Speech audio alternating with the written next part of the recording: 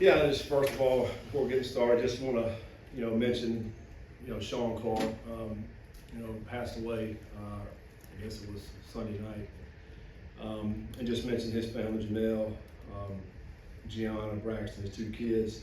Sean and I were teammates at App State back in the 90s, and then coached together for several years, and obviously been close for a long time. He was a great guy, a really good football coach, but more importantly, a great guy, great husband, father, and he'll be missed. Just prayers go out to his family, and what a tragedy. 50 years old, it just shows how short life is and how we need to live it to the fullest. But I want to mention that first, and then, obviously, huge week for us this week, starting Big 12 play.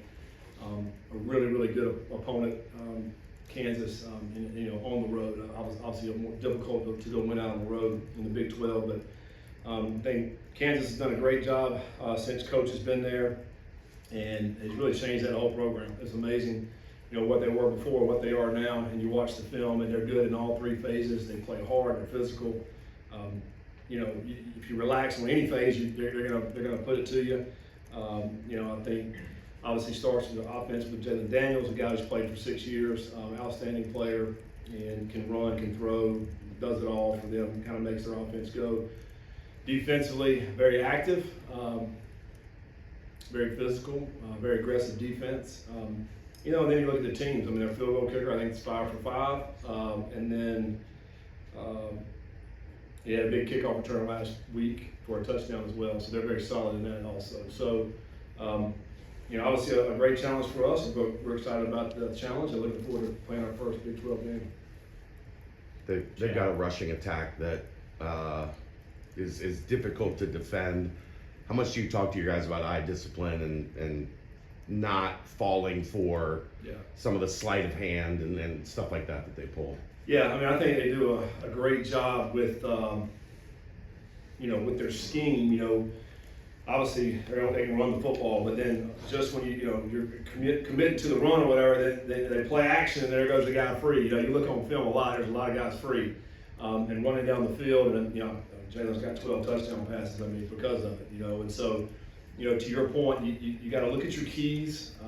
You can't have your eyes looking somewhere else. All of a sudden, now your guy is going to beat you, and then they're going to make you pay. So, fundamentally, I think this is going to be a fundamental game for us. I think, and that's part of being fundamentally sound is your eye discipline, but also tackling. I think tackling is going to be huge. I mean, I watched them play West Virginia. I was, sitting at home watching them, and their running back making guys miss. So tackling is going to be a big emphasis for us.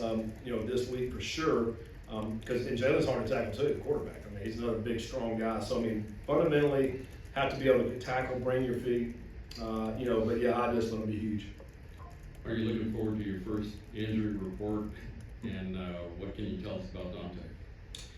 No, I mean, I'm not really necessarily looking forward to any injury report. I mean, I know that's coming out today, and it is what it is. I don't put a lot of stock in that really. I mean, we're going to get out there on game day and you see who's playing and who's not. I think is the main thing. But Dante's making great progress. He'll be listed as questionable as we come out tomorrow for a report. But he's making great progress, and obviously we'll see as the week goes and see how he's progressing. What would you say is the biggest thing you learned about your team during the bye week, or even this whole 4-week stretch where you kind of play a really big game and then you have a little bit before you get into conference play? I mean, I think looking back on the 3 games that we've played, we obviously did a lot of good things throughout the 3 weeks, things we needed to get better on. I think, we're still obviously working hard to get better. We're nowhere near where we can be, I don't think. I think, obviously you break it down into 3 phases. I mean, we're solid in the special teams. I still think we can get a lot better in the teams. Defensively, I think we've been solid there as well. At second half of the Bowling Green game, I didn't think we tackled as good in the second half of that game. I still think, we got to do a better job of creating turnovers. I still think that's a point of emphasis. Then offensively, I think we've, the last, each week, I think we got more and more efficient throwing the football. Obviously, wasn't as good as the first week as but we got better with that. I don't think we've run the ball exceptionally well, but I think we've been solid. You'd like to be better at that as well. So I think we've been a pretty solid team over the first 3 games. Came up a few plays short in the first one, and then, but we also know that the real season starts now. Big 12 play. Everybody's good. I mean, everybody's coached well. And I think we've seen that as you go, watch most all our teams in the Big 12 have done some really good things. And then we've already started to see teams beat up on each other. I mean, it's crazy as these teams start playing. I mean, just sitting there watching the Utah Texas Tech game, 2 really good football teams. Somebody's got to lose. And you're looking at Baylor. Baylor's a really good football team, and what's their record? 2-2. I mean, could easily be 4-0 right now. It's the way it's going to be week in, week out. And I think Kansas has a really, really good football team. I think we got a good team. I think as you go through these games, there's going to be a lot of tight games. There's going to be a lot of back and forth. But you got to find some ways to hit your plays and limit them hitting theirs. I mean, that's really what it's going to come down to. And who does that the best will end up ultimately winning these games. And it is going to be a 3. You got to look at all 3 phases. Like I think, so many times you just look at offense and defense. Man, kicking game in this league is going to be huge. Just look at the field position. I mean, it's going to be huge. I think about just the Kansas-West Virginia game. I mean, they had a kickoff return for a touchdown. Kansas did. Then they had another kickoff return for close to 50 yards. Their punters, I think #1 net punting in the conference, that punted 47, 48 yards, a punt. I mean, they're flipping the field. I think those hidden yards right there are huge. And I think that's going to be a huge part of the teams that win this league. Scott, condolences to you. Obviously, very tragic loss. How do you stay focused, knowing that you're grieving the loss of a close friend, while also knowing your team's first Big 12 game is this Saturday? How do you stay focused with that balance? Yeah, I mean, I think obviously he was a close friend of mine, like really close, and it's difficult. And I think life throws a lot of things at us all, and that we all have to deal with. And I'm sure, I think in times like this, I think about our players a lot because, we got 100 and some guys on our team, and each week there's something going on with one of our guys, maybe back home, a family member, a loved one, and we expect them to come into the building and be focused and ready to go. And so I think about them, and I think about how, I don't want to let anybody down in this building. And so, when I'm at home and I got time to think about it and grieve, then that's what I'm doing. When I'm here, I'm focused on what we have to do. And I think you have to be able to do that. We always talk to our players about be where your feet are. And, when I'm here, my feet are here, then that's where all my focus has to be. But yeah, I mean, obviously you're human too, and it's difficult. But I know Sean would want that same thing. I mean, shoot, man, he was as competitive as anybody. So I mean, when it's time to play, it's time to go to work. It's time to go to work. Neil in Austin. Coach, when you look at an offense surrounding Jalen Daniels, a guy who has faced so much adversity throughout his career, what makes him such a unique and dangerous challenge when you guys face a guy like Jalen Daniels in this weekend? Man, there's a lot of different things.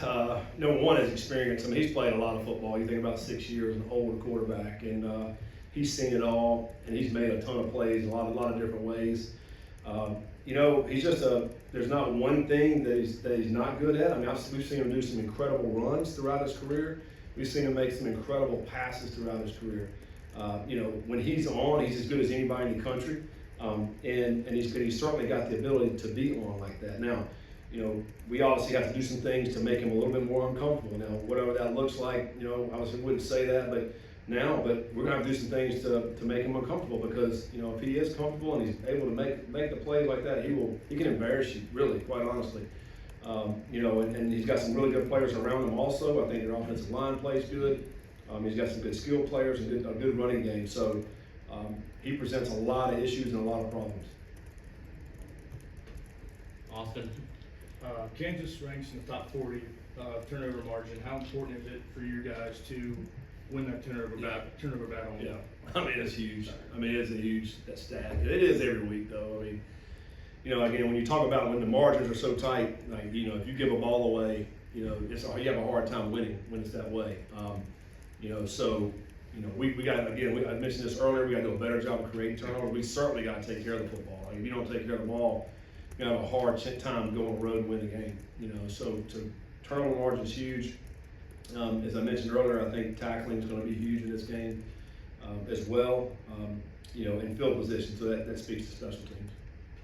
Kind of continuing with Daniels, last year he had some struggles. They ended the season really hot. What have you seen as the differences compared to from this season to last season in his game? Yeah, you know, I think when you make their offense, if you can do a great job in stopping their running game, I think that certainly plays in your favor, because if they're able to get that running game going, then they're just hard to stop. Because now, you know, just as soon as you commit to stop and run, well, there goes somebody free in the passing game, and now he's got easy throws. You know, obviously, you know, you got to do a great job of stopping the run to try to limit that. I think Missouri was able to do that in the one game they lost, even though they did still score a lot of points in that game. You know, but I think it gives you the best chance, because, you know, knocking them off the sticks and not letting them stay in that just normal routine, that's going to be the key, I think. But that comes back to being fundamentally sound and tackling well. Who plays Daniels on the scout team? Samaj is the most similar. Mm-hmm. Yeah, I mean, Samaj, you know, he's working on our end, the offensive end. You know, I think Cincy probably, you know, he's a bigger kid, can run as well, you know, and he's got a lot of arms, so obviously he'll probably play a little bit of that. Coker's been down that end as well, obviously not the kind of runner that you would think, you know, Daniels is. You know, but Samaj is the closest thing to that. You know, if they feel like defense need another look, we can slide them down there for a period or two for sure. You know, it's for more than us, I think it's just more fundamental, being what you're supposed to be. Eye discipline, lining up correctly is probably the most important thing. Defensively, they've given up some yards, but they've done a pretty good job outside of, you know, a half versus Missouri, keeping teams out of the end zone. Is it kind of a similar approach where they'll bend a little, but they do a nice job bowing up? Yeah, I think, you know, I thought they looked great against West Virginia. I mean, West Virginia scored late in the game, but I mean, they held them all game long. I think West Virginia was maybe 3 for 13 on third down. I mean, go back to the Missouri game. Missouri hit 3 fourth downs, 2 of them scored on fourth down. I mean, they were, you know, giving Missouri a lot of fits, I think. You know, that game, they were ahead in that game with 6 minutes to go in the game. You know, Kansas was, and then, you know, Missouri hit a fourth down. I think it was a 4th and 6 or 7 that scored. You know, to take the lead, and then they're running the clock out at the end, and they pop a long one, so the score really didn't indicate how close that game was. You know, I thought Kansas played an outstanding game, obviously in that one. They also made the quarterback fumble, picked it up, and ran it in, scored on defense as well. So, you know, again, they've done a really nice job, all 3 phases. But I think they're really good. I think they're really good on defense, and they cause problems. I think they're second in the Big 12 in sacks right now. With 12, so yeah, I mean 12 or 13, they're right there at the top. You know, they put pressure on you, and they try to knock you off your sticks. Coach, you mentioned the run game for Kansas, led by Daniel Hishaw and Marshawn Williams. Obviously, Hishaw's a little bit banged up heading into this one. What makes that 1-2 tandem so special and so hard to defend for opposing defenses? Yeah, I mean, I think you're having to defend obviously the quarterback also, you know, and I think that's part of it. So if you're having to put somebody in that has to have the quarterback, well, that's one less guy that's going to be on the running back. So what it does, it frees up an extra guy. So a lot of times there's one guy that may be free to tackle that running back. And you go back and I watched the West Virginia game. You know, they had some of their long runs. They're making guys miss. You know, they're running through tackles. The long run, I think he made 2 guys miss and ran through another one, and it was a 60-yard touchdown. So, and that's kind of what it goes back to. You may be the one guy that has to make the tackle. You got to bring your feet. You got to wrap up. I think that's the key. And these guys are strong runners. You know, they're compact, strong runners. They run through tackles, and it's hard to get a lot of hats on the ball. I think that's the key. Scott, 2 years in to the Big 12, you and this program, what's the biggest thing you've learned coaching in this conference, and what is the biggest point of emphasis for your team this season to get to where you want to go, which is Dallas? Yeah, I mean, I think what we've learned is that every single team has really good coaches and really good players, because like when I was in ACC, I felt like, man, there's 3 or 4 teams like, man, we go out here, we're going to win this game. It's what you felt like. You know, I don't feel that way in this league. I feel like everybody in this league, from top to bottom, you better show up, or they will beat you. And so what it says about is that the guys are coached well. And then everybody in this league, I think, is very similar in talent. I think the talents are similar. And so it's going to come down to how hard a guys play on that particular day. How locked in are they? You know, are you healthy? All those type things matter. And then I think the margins are so tight. So therefore, all three phases have to be really good. We have not been great special team wise, you know, the first couple of years. I think we're better this year. That gives you a better chance for field position, which gives you a better chance to score, and or keep guys out of the end zone from scoring. So to me, it's a cumulative effect of all three phases that we've gotten better. I feel like we've gotten better in the 3 years that we've gotten here, and that will give us a chance to compete for the Big 12. You had a big noisy crowd in the Nebraska game. This is supposed to be a sellout. I don't know how noisy it is, but are you guys ready for the silent count and all that stuff? Yeah, they did renovations in the stadium last year, so this is the first year back in the stadium, and apparently the visitor side, I guess, is they're going to tear down next year and fix that also. So, so basically a new stadium, you know, sell out this year. I think there may be 40,000 is what I'm hearing that will be there. There is an open end zone in this facility here, unlike like Arrowhead where it's, you know, all closed in. It kept all the noise in. So, you know, maybe not quite as loud because of the open end zone. But yeah, we'll be prepared for if we need to go silent cadence. You know, watch the Texas Tech Utah game, and Texas Tech I think had 8 false start penalties. They were struggling with the noise out of Utah. And I think, you know, anytime you go into these venues in the Big 12, you better be ready for silent cadence. And you know, Texas Tech just did the clap the whole game and just, you know, kind of struggled with that. So, you know, obviously, better be prepared for either one. Looking like it's going to go to one transfer portal window. You have gotten some good players in the spring portal the last 2 years. What are your feelings and opinions on that? Yeah, I think last year or last couple of years, you've had 2 chances. So whatever you kind of go through spring and say, all right, what else do we need to get? We're just going to have to do a great job of, all right, what do we need to try to go out and get at the end of the season? You know, and I think you got to get all your needs met at that one particular time. It certainly will be different this year. With that, part of me says I like it because, you know, now you get your team. This is your team. Like you're set with your team by January, end of January, and you can go through all spring, go through the summer with your guys. This is who we're going to go battle with in the fall. You know, as opposed to, you know, hey, January comes and then all of a sudden now in May we got to do it again. Like that's a little bit frustrating. I think you have to do it again in May. So, but it will be some adjustments. I think for everybody, you know, to say you got to get your team right now at the end of December, January, and figure out what your needs are. Any other questions for Coach? Thank you, sir. Awesome. Thanks, guys. Thanks, Coach.